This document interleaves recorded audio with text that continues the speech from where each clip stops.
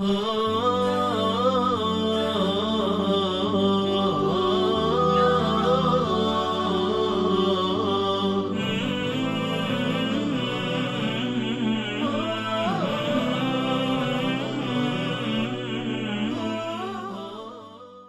بالله من الشيطان الرجيم بسم الله الرحمن الرحيم Assalamu alaikum wa rahmatullahi wa barakatuh.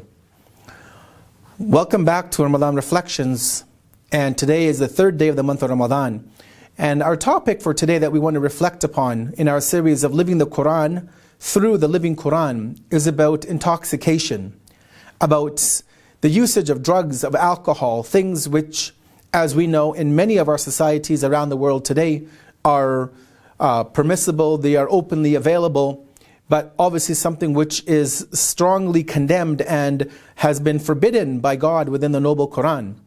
Before we go into delving into this topic, let us read and listen to the beautiful verse of the Quran from Surah Al-Baqarah that we want to deliberate upon today.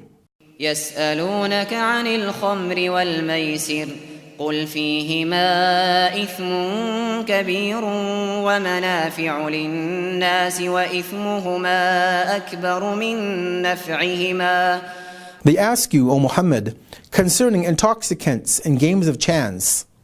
Say, in both of them is a great sin, and both are harmful too, and they have some uses for people. But the sin inherent in them is even more serious than their usefulness. This commandment from the Quran comes to us in Surah Al-Baqarah, chapter number 2, verse number 219.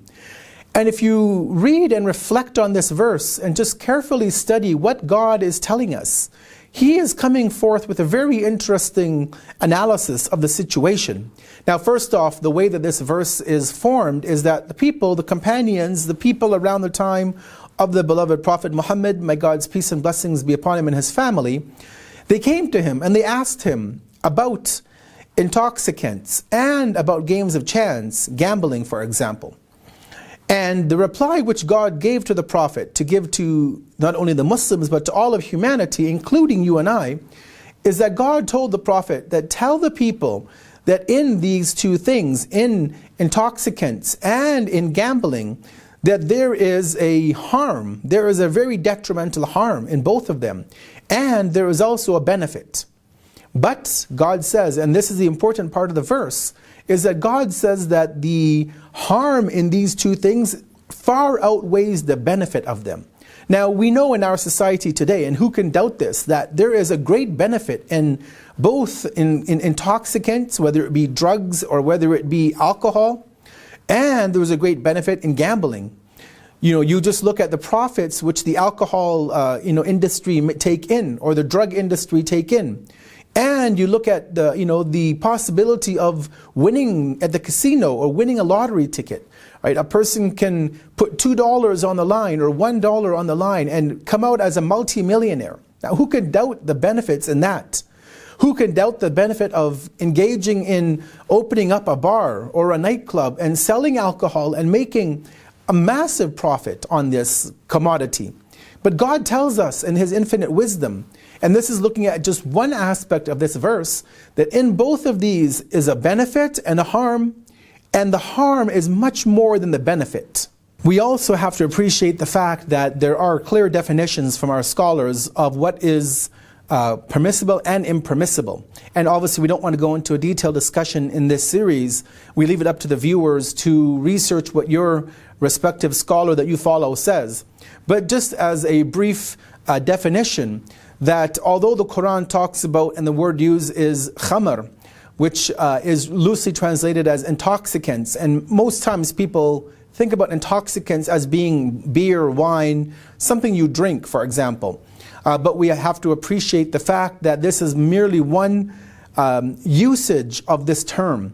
So intoxicants, as we have the hadith, the sayings from the Prophet and the infallible Imams, may God's peace and blessings be upon all of them, they tell us that it is not only alcohol which is being spoken about in this verse, even though God may have used a word which relates specifically to liquid intoxicants, but actually we're told that anything which can cloud over and fog the mind, And this would include drugs, whether they are, for example, snorted, whether they are injected, whether people smoke them, things like marijuana as an example, that these also fall into the category of intoxicants and so therefore are completely forbidden. And this is something obviously we have to keep in mind because we live in ever-changing times where many countries are now legalizing the possession and usage of things like marijuana and maybe other drugs as well.